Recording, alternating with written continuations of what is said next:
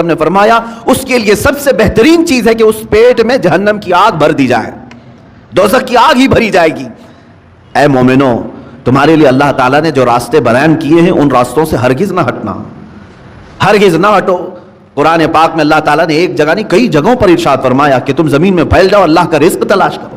اب میں آپ کو یہاں ایک پریکٹیکلی بات بتا دوں، میں نے جن چیزوں کو منع آپ کے سامنے ابھی منع کے طور پر پیش کیا، چوری ہوئی یہ حرام ہے، سود یہ حرام ہے، جوا یہ حرام ہے، شراب کے پیسے یہ حرام ہے، یہ 4-5 چیزیں میں نے گنائے نا۔ آپ کو میں بتاؤں اللہ تعالیٰ کی یہاں پر موجودہ نعمتوں میں حرام بہت کم ہے، حلال کی تعداد بہت زیادہ ہے، حلال کی تعداد بہت زیادہ ہے۔ لیکن جس کی روح بیمار ہو، جس کا خاتمہ خراب ہونا ہو، وہ بہت زیادہ حلال کو چھوڑ کر کے چھوٹے سے حرام کے ایک ہی دروازے کو پکڑنے کی کوشش کرتا ہے۔ حلال دروازے دنیا میں 100 کی تعداد میں، تو حرام دروازہ ایک ہی ہے، لیکن داخل اس میں آسانی سے ہونے کی کوشش کرتا ہے بندہ۔ قرآن پاک میں آپ دیکھیں اللہ نے فرمایا حرم الربا، سود کو اللہ نے حرام کر دیا، لیکن اس کے بدل میں کیا کیا حلال ہے، یہ کبھی سوچا آپ نے؟ سود حرام ہے، بڑھا کر کے پیسہ لینا، بیاج یہ حرام ہے، اللہ نے فرما دیا، لیکن کیا اس کے علاوہ کوئی دوسرا راستہ ہے ہی نہیں پیسے کمانے کا؟ اللہ تعالیٰ نے فرمایا تجارت تمہارے لیے حلال ہے، ملازمت تمہارے لیے حلال ہے، کھیتی باڑی تمہارے لیے حلال ہے، نوکری تمہارے لیے حلال ہے۔ تم یہ تمام راستے، ایک سود کو حرام قرار دیا اور کئی راستے حلال کے اللہ نے خود تمہیں بتائے۔ مشارکت ہے، پارٹنرشپ کر لو، مزاربت ہے، نفع میں حصہ داری مقرر کر لو، یہ حلال طریقے بتائے۔ شراب کو اللہ نے حرام کر دیا تو کیا پوری دنیا کی پینے والی چیزیں سب حرام ہو گئی؟ ایک کو اللہ نے فرمایا حرام ہے شراب، جس سے نشہ ہے، بدلے میں اللہ تعالیٰ نے ہزاروں چیزوں کو رکھا، دودھ پی لو حلال ہے، شربت پی لو حلال ہے، مٹھائیاں کھا لو حلال ہے۔ حلال کی تعداد دنیا میں بہت ہے، حرام کی تعداد کم ہے، لیکن انسان جب شیطانیت پر اتر آتا ہے تو ہزاروں حلال کو چھوڑ کر تھوڑے سے حرام میں ہی جانا پسند کرتا ہے۔ سورہ قیامہ کی آیت ہے، اللہ رب العزت فرماتا بل یرید الانسان لیفجر امامہ، انسان یہ چاہتا ہے کہ اس کے سامنے بے حیائی کی جائے، وہ پسند اسی چیز کو کرتا ہے اکثر۔ تمہیں اللہ تبارک و تعالیٰ نے اگر کسی چیز کو دیکھنے سے منع فرمایا اجنبی عورتوں سے، تو کیا تمہارے لیے کوئی عورت دیکھنا حلال ہی نہیں ہے؟ تمہاری ماں کو دیکھنے پر کعبہ مکرمہ دیکھنے کا ثواب رکھا گیا، تمہاری بہنوں کو دیکھنا تمہارے لیے حلال رکھا گیا ہے، تمہاری بیویوں کو دیکھنا حلال رکھا گیا ہے، بلکہ ثواب بھی رکھا گیا ہے، تمہاری بیٹیوں کو دیکھنا تمہارے لیے حلال رکھا گیا ہے، ثواب بھی رکھا گیا ہے۔ ایک اجنبی خاتون کو دیکھنا حرام اللہ نے فرمایا ہے، تو ایسا نہیں کہ پوری دنیا کی عورتیں تم کو دیکھ نہیں سکتے۔ عزیزان گرامی وقار، حرام کی تعداد کم ہے اور حلال کی تعداد زیادہ ہے، لیکن جس کے اندر جس کا باطن خراب ہو چکا ہو اس کی طبیعت حرام کی طرف ہی مائل ہوتی ہے۔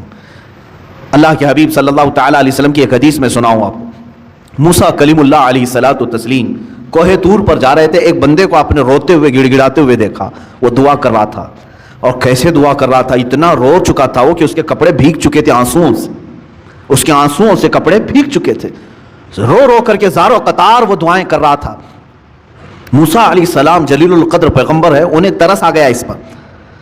طور پر جانے کے بعد اللہ کی بارگاہ میں انہوں نے اس کی سفارش کی، اے مولا وہ بندہ جو کوہ طور کے نیچے بیٹھا ہے تجھ سے اتنی دیر سے مانگ رہا ہے کہ آنسوؤں سے اس کے کپڑے تر ہو گئے ہیں، اس کی دعا سن لے مولا، اس کی دعا قبول کر لے۔ رب تعالیٰ نے فرمایا اے موسیٰ، مانگتے مانگتے اس کے ہاتھ آسمان کو پہنچ جائیں، روتے روتے وہ مر بھی جائے تو میں اس کی دعا قبول نہیں کروں گا۔ موسیٰ علیہ السلام نے عرض کیا مولا ایسا اس نے کیا کیا؟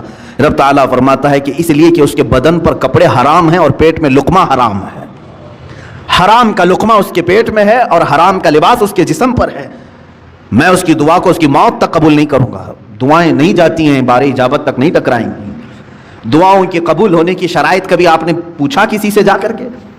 یہ شکایت تو سب کی ہے، بہت دعا کیا، بہت وظیفے پڑھے، اب تک کچھ بھی نہیں اثر ہوا، کچھ بھی نہیں قبول ہوا۔ کبھی اس کے نہ قبول ہونے کے علامات یا شرائط کیا ہیں دعا قبول ہونے کی، یہ آ کر کے کبھی آپ نے پوچھا؟ سب سے پہلی شرط ہے دعاؤں کے قبول ہونے کی، حلال کھائے اور سچ بولے، حلال کھائے اور سچ بولے۔ اللہ کے حبیب صلی اللہ علیہ وسلم نے ایک صحابی کو یہ عمل بتایا، کہا اگر تم چاہتے ہو کہ ہر دعا تمہاری قبول ہو جائے تو مستجاب الدعوات بن جاؤ، تو دو چیزوں کی پابندی کرنا، زبان سے سچ بولنا اور منہ سے حلال لقمے کھانا، پھر کوئی وظیفہ کرو نہ کرو اللہ تمہاری ہر دعا قبول کرے گا، مستجاب الدعوات بنو گے۔ یہاں آج وہ حدیث صادق آ رہی ہے میرے عزیزو، جو اللہ کے حبیب صلی اللہ علیہ وسلم نے فرمایا اے میرے صحابہ ان قریب تم دیکھو گے امت پر میرے ایک ایسا زمانہ آئے گا کہ میری امت حلال و حرام کی تمیز بھول جائے گی، ختم کر دے گی۔ وہ زمانہ میں اب آنکھوں سے دیکھ رہا ہوں۔ آج امت مسلمہ کو پوری دنیا نے سودی کاروبار پر لگا کر رکھا ہے۔ حقیقت میں آپ کو بتاؤں، آج یہودیوں کا سب سے بڑا نظام، دجالی نظام، یہ کریڈٹ پر جو چل رہا ہے، سودی بینکوں کا جو نظام انہوں نے پوری دنیا میں متعارف کروایا، پوری دنیا سے انہوں نے حلال کا خاتمہ کرنے کی کوشش کی، اس میں مسلمان بھی ملوث ہو گئے۔ بینکوں کے مسائل الگ ہیں، لیکن تقریباً پوری دنیا کو انہوں نے سود پر لا کر کھڑا کر دیا، سود پر لا کر کھڑا کر دیا۔ اور سود کی نحوست ایسی ہے کہ جو بندہ اس میں ڈوب گیا وہ نحوستوں میں گرفتار ہو گیا۔ اللہ اس کے فرشتے اس بندے سے اپنی نظر ہٹا لیتے ہیں جو سود کی بلا میں ملوث ہو جاتا ہے۔ لیا ہے کسی سے سود پر پیسہ، استعمال کر رہا ہے اور بڈی بھر رہا ہے، اللہ تبارک و تعالیٰ اس بندے پر رحم نہیں فرمائے گا۔ لیکن یہ ہے، میں نے پڑھا ہے، سلطان عبد الحمید ثانی رحمۃ اللہ تعالیٰ علیہ، خلافت عثمانیہ کے ایک عظیم سلطان کا نام ہے، خلیفہ کا۔ ایک دن آپ نے اپنے وزیر سے کہا فلاں صاحب ہیں ان کو بلائیے، کوئی دکاندار تھے، تو وزیر نے بلایا، وہ اندر آئے، سلطان نے اپنی جیب سے کچھ پیسے نکالے اور کہا کہ یہ آپ کا پورا ہو گیا، حساب کتاب صاف۔ بادشاہ وقت ہے، خلیفہ عبد الحمید ثانی، جس کی حکومت تقریباً آج کے 40 کنٹریز پر تھی، 40 ملکوں پر، وہ ایک بنیا سے دکان کے حساب کتاب کر رہا ہے اور پیسے واپس دے رہا ہے۔ وہ جب باہر نکلا بنیا تو وزیر نے پوچھا کہ آپ کو کیوں بلائے تھے خلیفہ اسلام، آپ کو کیوں بلائے تھے؟ کیا کہا میرا ان کے اوپر کچھ قرضہ باقی تھا، مجھ سے انہوں نے قرضہ لیا تھا، وہ لوٹانے کے لیے بلائے۔ کہا وقت کا 40 ملکوں پر حکومت کرنے والا خلیفہ دکان کے ایک بنیا سے قرضہ لیا ہوا ہے؟ تو انہوں نے کہا ہاں، وہ بسا اوقات مجھ سے لیتے رہتے ہیں۔ اس کے بعد وہ چلا گیا، اس کی پریشانی بڑھ گئی۔ وزیر نے آ کر کے پوچھا کہ حضور یہ کیا معاملہ ہے؟ وہ سچ کہہ رہا ہے، آپ کو حقیقت میں ایسے چند سکوں کی پیسوں کی ضرورت پڑ گئی؟ میرے عزیزوں، سود کے بدلے میں اسلام نے کیا دیا ہے؟ بادشاہ خلیفہ سلطان عبد الحمید ثانی اللہ ان پر رحم فرمائے فرماتے ہیں، میں نے ایک حدیث پڑھی تھی اللہ کے رسول صلی اللہ تعالیٰ علیہ وسلم کی، کہ بندہ اپنی ضرورتوں کے تحت اگر کسی سے قرض حسن لیتا ہے تو ادا کرنے کی نیت ہو، لیا ہے ادا کرنے کی نیت ہو، تو ادا کرنے کے زمانے میں جتنی دن تک وہ کوشش کرتا رہے گا، اللہ کے نزدیک وہ رحم کرنے والا بندہ پایا جائے گا۔ خصوصی نظر اللہ کی اس پر ہوگی کہ یہ بندہ قرض میں ڈوبا ہوا ہے لیکن دینے کی نیت کیا ہوا ہے۔ میں ہمیشہ اس بنیا سے تھوڑے سے یہ قرض اس لیے لے لیتا ہوں کہ اللہ مجھ پر نظر رکھے، اللہ رب العزت مجھ پر نظر خاص رکھے، کیونکہ اس بندے پر اللہ رحم فرماتا ہے ہاں دینے کی نیت کیا ہو۔ اور حدیث پاک میں یہ بھی ہے کہ قرض لیا ہے دینے کی نیت سے اور وہ کوشش میں لگ گیا دوسرے ہی دن سے مجھے دینا ہے مجھے دینا ہے، فرمایا اللہ تعالیٰ سارے فرشتوں کو اس کی مدد میں لگاتا ہے کہ اس کے لیے راستے کھول دو، کہیں سے بھی آ جائے، اس لیے کہ اس کا بوجھ اتر جائے۔ اس سے قبل بھی میں نے شاید بتایا ہو اس بات کو۔ اور جس کی نہ دینے کی نیت ہو، پیسہ لیا ہڑپ گیا، اس کے لیا کھا گیا، قرض ادا کرنے کی نیت نہیں، اس کے لیے بھی سن لو، فرمایا گیا کہ اگر دینے کی نیت نہ ہو تو اللہ تعالیٰ اس پر دروازے بند کرتا ہے، محتاجی پر محتاجی آئے گی۔ یہ کبھی نہ سمجھنا کہ اس قرضے کے بعد سب چکتا ہو جائے گا، ان قریب تم دوسرا اس سے بڑا قرضہ کسی اور سے لوگے، اس کے بعد تیسرا کسی اور سے لوگے، اس نحوست میں تمہاری موت آ جائے گی، تمہاری محتاجی نہیں جائے گی۔ ایک قرض اگر چکانے کی نیت نہ ہو، 100 قرضوں کا بوجھ تمہارے اوپر آ جائے گا، ذلیل ہو کر کے مریں گے دنیا سے۔ قرض ادا کرنے کی اگر نیت نہ ہو تو اس کے لیے وعید ہے۔ بہرحال میرے عزیزوں، میں رزق حلال کی بات کر رہا ہوں۔ مسلمان اگر حرام کی طرف جاتا ہے تو یہ اسے زیب نہیں دیتا۔ جو اللہ اور اس کے رسول صلی اللہ تعالیٰ علیہ وسلم کو دل و جان سے مانتا ہو، اللہ کی بارگاہ میں سجدہ ریز ہوتا ہو اور اللہ کی حمد و ثنا بیان کرتا ہو اپنی زبان سے، اس زبان کو ہرگز یہ زیب نہیں دیتا کہ وہ اپنی زبان سے حرام لقمے اپنے پیٹ میں اتارے، حرام لقمے پیٹ میں اتارے۔ حضرت عبداللہ بن مبارک رحمۃ اللہ تعالیٰ علیہ فرماتے ہیں کہ نہیں، ان کا ایک واقعہ یوں بیان کیا گیا، جب آپ کا انتقال ہو گیا تو کسی نے آپ کو خواب میں دیکھا، پوچھا اے ابن مبارک اللہ تعالیٰ نے آپ کے ساتھ کیا معاملہ فرمایا؟ فرماتے میں تو بخشا گیا ہوں، لیکن میرے گھر کے سامنے ایک لوہار رہتا تھا، لوہے کا کام کرنے والا، اللہ نے میرے سے زیادہ اسے بلند مرتبہ عطا کیا ہے، مقام اس کا بلند ہو گیا ہے۔ تو لوگ جنہوں نے خواب میں دیکھا علماء سے کہا کہ ایسے ایسے ہم نے خواب دیکھا، کہا کہ وہ لوہار ہے کہ حقیقت میں؟ کہا ہاں ہے۔ جا کر کے پوچھا گیا، اس کا بھی انتقال ہو چکا تھا، اس کی بیوی سے پوچھا گیا تیرا شوہر ایسا کیا کرتا تھا؟ کہا اس نے کہ وہ روزانہ اپنے ہاتھوں کی کمائی کھاتا تھا, ہاتھوں سے لوہے کا کام کرتا تھا, خود کی محنت کی کھاتا تھا. اب اگر آپ پوچھ رہے ہیں بہت ساری نیکیاں کیا ہیں, تو مجھے تو ایسی کچھ نظر نہیں آئی. دو چیزیں تھیں اس کی, دو چیزیں تھیں. کہا کیا؟ ایک تو یہ کہ رات کو تھک کر کے آتا تھا, جب ہم سونے کے لیے تیار ہوتے اپنے گھر میں تو سامنے عبداللہ ابن مبارک کا گھر تھا اور وہ تہجد کے لیے کھڑے ہوتے تھے رات کو. میرا شوہر ہر دن یہ اٹھا کر ہاتھ یہ کہتا, اے اللہ کاش مجھے اتنی محنت نہ کر کے رزق زیادہ آ گیا ہوتا تو میں بھی رات بھر تیری عبادت کے لیے کھڑا ہوتا تھا. روزانہ یہی کہتا تھا, میرے پاس بھی رزق کی وسعت آ جائے تو میں بھی رات بھر کھڑا ہو جاتا. دوسری چیز ایک یہ تھی اس کی کہ لوہے کو گرم کرتا تھا آگ میں اور ہتھوڑا اٹھاتا تھا.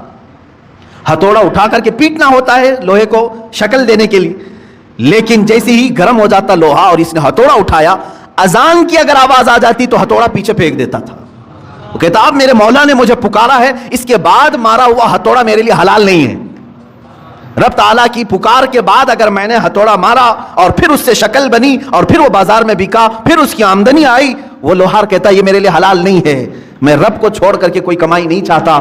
میری نظر میں یہی دو چیزیں علماء نے فرمائی, انہی دو چیزوں کی بنیاد پر اس لوہار کو عبداللہ ابن مبارک سے بھی بلند مقام دیا گیا ہے. حلال کھاتا تھا, حلال کی فکر کرتا تھا. عزیزان گرامی وقار, رزق کے حلال کے دروازے آج بھی کشادہ ہیں, بہت ہیں, لیکن آج معاشرے کو میں دیکھ رہا ہوں کہ جن کی آج سب سے زیادہ ایکٹیویٹی بڑی ہوئی ہیں مسلمانوں کی. آپ کو معلوم ہے سب سے زیادہ لوٹے کون جاتے ہیں؟ مسلمان لوٹے جاتے ہیں. دنیا کو یہ معلوم ہے کہ یہ ایسے ہیں جو محنت کم کرنا چاہتے ہیں اور کمانا زیادہ چاہتے ہیں. ان سے کام کاج زیادہ نہیں ہوتا مسلمانوں سے, تو ان کو راتوں رات بادشاہ بننے کی فکر ہوتی ہے. آپ دیکھ لینا جا کر کے, تجزیہ کر لو, لاٹری لگانے میں سب سے زیادہ وہ مسلمان آگے ہوں گے. ان کو ایسا لگتا ہے کہ راتوں رات میں کروڑ پتی بن جاؤں گا. چیٹ فنڈ کمپنیاں جتنی آتی ہیں اس میں مال مسلمانوں کا لگتا ہے. یہ چیٹ فنڈ کمپنیاں آتی ہیں جو لاکھ کو 2 لاکھ بناتی ہیں سال بھر کے بعد, اور دیتی بھی ہیں شروع میں, اور اس کے بعد چند سالوں کے بعد پورا کا پورا مال لے کر کے فرار ہو جاتی ہیں. حیدرآباد میں ہوا, بنگلور میں ہوا, ممبئی میں, یہ کنٹینیو چلتے رہتے ہیں. میں آپ کو بتاؤں چیٹ فنڈ کمپنیاں نئی نئی آتی رہیں گی, ان کو پوری ٹریننگ دی جاتی ہے چلانے کی, نئی نئی اسکیمیں لانے کی. اور جو ڈسے ہوئے ہیں مسلمان, اب بھی اگر نئی کمپنی آئے تو پھر جا کے بھریں گے, پھر بھریں گے. کیوں؟ حلال کھانے کی جب فکر نہ ہو, محنت کرنے کی جب عادت نہ ہو, تو شیطان اسی طرح سے ان کے ذہن کو ورغلاتا ہے اور راتوں رات اپنے پورے پیسے لگا کر کے ڈبل چاہتے ہیں. یہی تو سود ہے, یہی تو بیاج ہے جو حرام کھانے کی فکر ہے. اور آج کرکٹ کی دنیا میں جو پیسے لگائے جا رہے ہیں, اور جان بوجھ کر کے اس زمانے میں مسلمانوں کو, نوجوانوں کو اس میں مبتلا کیا گیا ہے کہ تمہارا مال ختم ہو جائے. حیرت کی بات ہے کہ پہلے شرم محسوس کرتے تھے لوگ بیاج کہنے کو, سود کہنے کو, گیمبلنگ کہنے کو, جوا کہنے کو. کرکٹ کے نام پر دنیا تمہیں جوئے میں ملوث کر رہی ہے اور تم خوشی سے کھیلے جا رہے ہو. یاد رکھو, جس نے جوئے کو دیکھا, جوا بازی کیا نہیں, کھیلا نہیں, دیکھتا رہا, اللہ رب العزت کا عذاب اسے گرفتار کرے گا. سب سے بڑا عذاب اللہ کا یہ ہے کہ موت سے پہلے ایمان چھین لیا جائے. خطرناک عذاب ہے اللہ کا. جوا اللہ رب العزت کی بارگاہ میں ہرگز پسند نہیں. انما الخمر والمیسر والانصاب رجس من عمل الشیطان, اللہ فرماتا ہے شیطان کی غلاظتوں میں سے ہے یہ. جوا شیطان کی غلاظتوں میں سے, شیطان کے پخانوں میں سے ہے یہ. اتنی غلیظ چیز ہے جس کو آج فخر کے ساتھ کر رہے ہیں. بیٹنگ لگانا, بکنگ کرنا, اور آج کرکٹ کے نام, IPL کے نام پر. اب یہ دیکھیں, پہلے تو گورنمنٹ میں بھی اس طرح کا جرم سمجھا جاتا تھا نا, بیٹنگ کرنا اور پیسے لگانا, میچ فکسنگ کرنا, یہ سب جرم سمجھا جاتا تھا. بلکہ آج تو یہ ہے کہ اسی نام پر یہ کھیل چل رہے ہیں, اسی نام پر. مجھے ہمارے ایک بچے نے کہا کہ اب تو ایپ بنا دیا گیا ہے, ایپلیکیشن, کہ کہیں ادھر ادھر ایجنٹوں کو پیسے دینے کی ضرورت نہیں, ایپلیکیشن بن کر کے آیا ہے, اسی میں آپ پیسے ڈال دو اور میچ میں جتنے پیسے لگانا ہے لگاؤ. شروع میں جو لگاتا ہے اسے لگ کر کے بھی آ جاتے ہیں اور یہ خوش ہو جاتا ہے نوجوان, میں نے 500 لگایا تھا, 1000 آ گئے میرے پاس. اللہ کی پناہ میرے عزیزو, تمہارا ایمان غارت ہو جائے گا, ختم ہو جائے گا. یہ میچ فکسنگ کے معاملات, بکنگ, بیٹنگ, یہ پورا کا پورا جوا کھیل رہے ہیں بچے ہمارے. سنو حدیث پاک, میرے آقا صلی اللہ تعالی علیہ وسلم نے فرمایا, جو سود کھایا یا جوا کھیلا, توجہ, جوا کھیلا, میں خالی کرکٹ کی بات نہیں کر رہا ہوں, ہمارے بچے اپنی فٹنس کے لیے بہت سارے کھیل کھیلتے ہیں, میں نے کبھی ان کو نہیں روکا. آپ ورزش کی نیت سے بہت ساری چیزیں, لیکن وہی پیسہ لگا کر کے کھیلا, جوا ہو گیا, جوا ہو گیا, پورا کا پورا جوا ہے, گیمبلنگ ہے. حدیث پاک میں ہے جو جوا کھیل کر کے آیا، سود کا لقمہ کھا کر کے، اگر وہ مسجد میں آ بھی گیا اور وضو کیا، میرے آقا فرماتے ہیں اس نے خنزیر کے خون سے اپنے ہاتھ اور پیروں کو دھویا ہے، اس نے اپنے چہرے کو اور اپنے ہاتھوں کو خنزیر کے غلیظ جانور کے خون سے رنگا، اس کا کوئی وضو نہیں ہے، اس کی کوئی نماز نہیں ہے۔ اے مسلمانوں، کیا تم یہ چاہتے ہو کہ تمہاری عبادتیں منہ پر مار دی جائیں؟ بچوں کو آج مجھے بیدار کرنے کی ضرورت ہے، اس لیے میں نے آج گفتگو کی۔ اے میرے عزیزو، یہ دنیا جو تماشے دکھا رہی ہے، یہ تماشے ہیں۔ یہ جو دنیا لہو و لعب کی باتیں کر رہی ہے، قرآن نے بہت پہلے فرما دیا انما الحیات الدنیا لہو و لعب، دنیا کی پوری زندگی کھیل کود ہے، تماشا ہے۔ چند دنوں کے بعد ویرانی آ جائے گی، چند دنوں کے بعد سناٹا ہے۔ بعض بزرگوں نے فرمایا پوری دنیا کی مثال اسٹیڈیم کی طرح ہے، کھیل کی طرح ہے، پلیئرز آ رہے ہیں، لوگوں کے دیکھنے کی بھیڑ جمع ہے، آوازیں ہو رہی ہیں، کھیل ختم ہوا، ساری سیٹیں خالی، پلیئر بھی چلے گئے، بچا کیا؟ خالی گراؤنڈ۔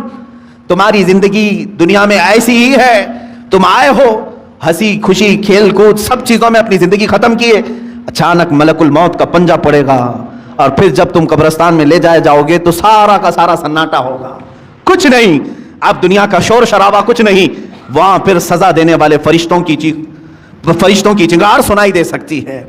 عزیزان گرامی وقار، ہمارا جب عقیدہ آخرت پر ہے، آخرت پر، مجھے ایک بڑی اچھی بات یاد آتی ہے، ایک بڑے عالم دین تھے، ان کے متعلق میں نے پڑھا، وہ ٹرین میں سفر کر رہے تھے، سامان کچھ زیادہ ہو گیا تھا اور اس کی فیس بھرنی تھی، جو پینلٹی ہوتی ہے یا تو پھر اس کا گورنمنٹ کو بھرنا تھا چارج۔ ٹی ٹی جو تھا اس نے کہا مولانا صاحب رکھ لیجئے، میں ہی ہوں سفر پر، اگلے اسٹیشن تک میں ہوں، میرے بعد جو ٹی ٹی آئے گا اس کو میں نے کہہ دینا ہے، میں بتا دوں گا کہ مولوی صاحب سفر پر ہیں، وہ بھی آپ کو کچھ فائن نہیں لگائے گا اور آگے اسٹیشن تک آپ کو چھوڑ دے گا۔ مولانا صاحب نے پوچھا کہ وہ کہاں تک چلے گا؟ آپ تو اگلے اسٹیشن تک جائیں گے، میرے سامان کی کوئی پوچھ تاچھ نہیں ہوئی، دوسرا ٹی ٹی آئے گا جس کو آپ بولیں گے وہ کہاں تک جائے گا؟ کہا ٹرین جہاں تک جائے گی وہ ٹی ٹی رہے گا۔ تو انہوں نے کہا نہیں، مجھے اور آگے تک جانا ہے، مجھے اور آگے تک جانا ہے۔ کیا وہ ٹی ٹی وہاں تک آئے گا؟ کہا کہاں تک جانا ہے؟ کہا مجھے میدان محشر تک جانا ہے، وہاں تک جانا ہے۔ اگر وہ تمہارا ٹی ٹی وہاں پر بھی سفارش کر دے گا اور اللہ سے میرے اس جرم کی سزا کو کم کروا دے گا، میں خاموش بیٹھتا ہوں، تم مجھ سے چوری کروا رہے ہو۔ انہوں نے اپنا وہ معاوضہ بھر دیا، اور ظاہر سی بات ہے اس ٹی ٹی کے دل میں بھی خوف خدا ایسا آیا، اس نے خود بیان کیا اس کے بعد زندگی بھر کبھی میں نے حرام لقمے کی طرف ہاتھ نہیں بڑھایا۔ ہمارے اسلاف اور ہمارے بزرگوں نے ہمیں یہ سکھایا ہے۔ آج امت کے پاس حلال لقمے بہت سارے ہیں۔ شیخ علی دقاق رحمۃ اللہ تعالی علیہ کی ایک حکایت میں نے پڑھی تھی، یہ پہاڑوں پر جا کر کے عبادت کرتے تھے، ایک دن پہاڑوں کے اوپر یہ لکڑیاں کاٹنے کے لیے بھی جاتے تھے، لا کر کے بیچتے تھے کاٹ کر کے۔ ایک دن دیکھا ایک تھیلا وہاں پڑا ہوا ہے، تھیلی چھوٹی سی، اور اس کو ہلا کر کے دیکھا تو سونے کے سکے تھے، اشرفیاں تھیں۔ ظاہر سی بات ہے راستے میں اگر کسی کو سونے کی اشرفیاں مل جائیں تو اس کے کیا ہے، وارے نیازیں ہیں۔ اور انہوں نے اٹھایا، کہا کہ دل تو نہیں چاہتا کہ اس میں سے میں اپنے لیے کھاؤں، یہ لقطہ ہے، لقطہ کے احکام الگ ہیں شریعت۔ انہوں نے کہا میں یہ کسی مستحق کو دے دوں گا، لے لیا، دل میں ذرا برابر خرابی نہیں آئی۔ نیچے آئے، پہاڑ سے اتر کر کے دیکھا ایک حبشی غلام کالا، جس کے ہونٹ چوڑے تھے، معذور تھا، ہاتھ نہیں تھے پیر تو تھے، معذور شخص تھا، بیٹھا ہوا تھا، پسینے میں شرابور تھا۔ شیخ علی فرماتے ہیں مجھے لگا اس سے زیادہ مستحق کون ہوگا، اس کے پاس کھانے پینے کی کوئی چیز نہیں، کچھ نہیں۔ آپ لے جا کر کے وہ سونے کے سکے والی جو تھیلی ہے، اشرفیوں کی تھیلی، اس حبشی غلام کو دے دیتے ہیں، لے تو اپنے خرچے کر، اس میں مزے کے ساتھ زندگی گزار۔ اس حبشی نے کہا اے علی دقاق لے جاؤ اس کو، جہاں سے اٹھایا وہیں رکھو، پچھلے 1 سال سے روزانہ میں دیکھ رہا ہوں، پچھلے 1 سال سے میں اس کو روزانہ دیکھ رہا ہوں، آج تک ہاتھ نہیں اٹھایا۔ میرے عزیز و شیخ علی دقاق فرماتے ہیں کوئی حبشی غلام، وہ اس زمانے کے قطب تھے جنہوں نے ہاتھ لگانے کو بھی منع فرمایا۔ آج ہم ان اسلاف کی روشنیوں کو بھول کر کے دنیا جو ہمیں ہے یہ کرشمے دکھا رہی ہے اس کے پیچھے پڑ گئے۔ موبائل اپلیکیشن میں اگر تمہیں پیسے بھرنے کی بات آ گئی، سوچا آسانی سے بھر دوں گا، کوئی نہیں دیکھ رہا ہے، میں میچ میں بیٹنگ لگا دوں گا، کسی ایجنٹ کے پاس نہیں گیا، اسی اپلیکیشن میں بھر دیا، 500 کون دیکھ رہا ہے، میرے اکاؤنٹ سے کٹ گئے۔ یاد رکھو اللہ رب العزت علیم و خبیر ہے، لا تأخذہ سنۃ ولا نوم، جس کے پاس تمہیں فیصلہ دینا ہے اسے تو اونگ بھی نہیں آتی، نیند بھی نہیں آتی۔ ہم سے بچ لو گے، آج دنیا سے بچ لو گے، دوست و احباب کو چھپا کر کے تم جوا کھیل لو گے، لیکن دوست و احباب تمہارا نہ فیصلہ کرنے والے ہیں نہ تمہیں سزا و جزا دینے والے ہیں۔ جس کے پاس فیصلہ ہونا ہے اس کی تو شان یہ ہے کہ اسے اونگ بھی نہیں آتی، وہ غافل بھی نہیں ہے کسی چیز سے، تمہارے حالتیں، تمہارے دل کی خبریں وہ سب جان رہا ہے۔ تو یاد رکھو، جو نوجوان اس آفت اور بلا میں ملوث ہو گئے ان کے لیے میں کہوں گا کہ تمہارے لیے دردناک عذاب ہے، دردناک عذاب ہے۔ یہ راستہ جو تم نے چنا ہے یہ اسلامی راستہ نہیں ہے۔ اب حرام کی جو وعیدیں ہیں جانتے ہو؟ اللہ اکبر، میرے آقا صلی اللہ تعالی علیہ وسلم نے فرمایا جس نے حرام لقمہ کھایا، سود کا ہو کہ جوا کا ہو، حدیث میں سود کے لیے یہ لفظ آیا ہے، جو راتوں رات کمانے کے چکر میں خواب دیکھتے رہتے ہیں ان کے لیے بھی سنے آپ، پیسے 1 لاکھ روپے ہیں تو سوچتے مارکیٹ میں گھما دوں گا، لگ کر کے تو آ جائیں گے، لوگ اپنی ضرورتوں کے اعتبار سے یوز کر لیں گے اور مجھے بڑھا کر کے دے دیں گے۔ یہ جو سودی کاروبار میں جو لوگ ملوث ہیں، میرے آقا صلی اللہ علیہ وسلم فرماتے ہیں یہ سود 1 لاکھ 2 لاکھ کھانے کی بات الگ ہے، جس نے 1 درہم کھایا، 1 لقمہ کھایا، گویا کہ اس نے خانہ کعبہ کے سامنے اپنی ماں سے زنا کیا۔ معاذ اللہ رب العالمین، 100 بار معاذ اللہ۔ رونگٹے کھڑے ہو جاتے ہیں، اس طرح کی وعید آئی ہے، اتنی خطرناک وعید کسی اور گناہ پر میں نے نہیں پڑھی، اتنی سخت وعید ہے حرام لقموں کے متعلق۔ مسلمانوں کو تو ان حالات میں میرے عزیزو اللہ کی بارگاہ میں جواب دینا ہے، ہر نوجوان کو، ہر مرد کو، ہر عورت کو۔ تمہارے لیے حلال راستے کشادہ ہیں، تم نہیں جانتے کہ اپنی محنت سے کمانے کے متعلق میرے آقا صلی اللہ علیہ وسلم نے کیا فرمایا؟ فرماتے ہیں اللہ رب العزت کی بارگاہ میں سب سے پسندیدہ عمل کیا ہے؟ دیکھیں تقریباً اللہ تعالیٰ نے 1,24,000 کم و بیش نبیوں میں ایک لقب میرے آقا کو عطا فرمایا، اس لقب کے ساتھ کسی اور نبی کو نہیں بلایا گیا، حبیب اللہ، اللہ کا حبیب۔ حضور صلی اللہ علیہ وسلم کو کہا گیا حبیب اللہ، لیکن یہی لقب اللہ تعالیٰ نے ایک اور جگہ فرمایا، میرے آقا صلی اللہ علیہ وسلم فرماتے ہیں الکاسب حبیب اللہ، اپنے ہاتھ سے حلال کھانے والا بھی حبیب اللہ ہے، اپنے ہاتھ سے محنت کر کے حلال کھانے والا حبیب اللہ ہے۔ ہاتھ سے محنت کر کے کھانے کا مطلب یہ نہیں ہے کہ پھوڑا اٹھائے، کدالی اٹھائے، یہی نہیں ہے۔ ہاتھ سے محنت کرنے کے بہت سارے معاملات ہیں، تم آفس میں بیٹھ کر کے ورک کر رہے ہو یہ بھی محنت ہے تمہاری، تجارت کے دیکھ ریکھ کر رہے ہو یہ بھی محنت ہے تمہاری، لیکن حرام راستے پر نہ گیا ہو۔ کاشتکاری کرنے والا حلال کما رہا ہے، ٹھیلا کھینچنے والا حلال کما رہا ہے۔ عزیزان گرامی، حلال کمانے میں کبھی اپنے آپ کو ہلکا بھی مت جاننا کہ عیب ہے یہ۔ قلیوبی میں نے ایک حکایت پڑھی، اللہ اللہ، میرے آقا صلی اللہ تعالیٰ علیہ وسلم کے متعلق، اے نوجوانوں تم راتوں رات بیٹھ کر کے پیسے لگا کر کے اپنے گھر میں حرام کے لیے دروازے کھول رہے ہو، سنو اپنے اس آقائے امت صلی اللہ علیہ وسلم کی بارگاہ میں، سید الانبیاء، سید المعصومین، سید الاصفیاء، حبیب کبریا صلی اللہ تعالیٰ علیہ وآلہ وصحبہ وبارک وسلم حسنین کریمین کے گھر آئے ہیں، دیکھا بچے بھوکے ہیں، سیدہ نے کہا کہ ابا جان گھر میں کوئی چیز نہیں ہے، کھجور تک نہیں ہے بچوں کو کھانے کے لیے۔ حضور اکرم صلی اللہ علیہ وسلم نے کیا فرمایا؟ اے فاطمہ میں جاتا ہوں، دیکھتا ہوں کہ کوئی مزدوری مل جائے تو میں کروں گا اور کما کر کے لاؤں گا۔ کون کہہ رہا ہے؟ اللہ کے حبیب صلی اللہ علیہ وسلم۔ مولانا شہاب الدین قلیوبی نے یہ حکایت لکھی ہے، فرماتے ہیں کہ میرے آقا صلی اللہ تعالیٰ علیہ وسلم مدینے کے باغیچوں کو دیکھتے ہوئے گئے، دور ایک باغیچے کے پاس آپ نے دیکھا کہ ایک مالک باغیچے کا پانی کنویں سے نکال کر کے ڈال رہا تھا درختوں پر۔ حضور اکرم صلی اللہ تعالیٰ علیہ وسلم نے ارشاد فرمایا کیا مجھے یہاں تیرے باغیچے میں کوئی کام مل سکتا ہے؟ اس نے کہا ہاں، تم میرے اس کنویں سے ڈول گھڑا پانی بھر کر کے درختوں پہ ڈالو، میں بدلے میں کھجوریں دوں گا، 1 گھڑا پانی ڈالو گے تو 2 کھجوریں دوں گا۔ اللہ کے حبیب صلی اللہ تعالیٰ علیہ وسلم نے رسی لی، اس گھڑے کو باندھا، ڈول کو باندھا اور پانی کھینچنا شروع فرمایا اور اپنے ہاتھوں سے اٹھایا اور درخت پر ڈالا، درخت کو سینچا، 2 3 4 درختوں کو سینچا، چوتھی یا تیسری مرتبہ رسی ٹوٹ گئی اور گھڑا ڈول کنویں میں گر گیا۔ یہ اللہ کے حبیب صلی اللہ تعالیٰ علیہ وسلم کی بات کر رہا ہوں۔ میرے عزیز بچوں، نوجوان ہوں، جب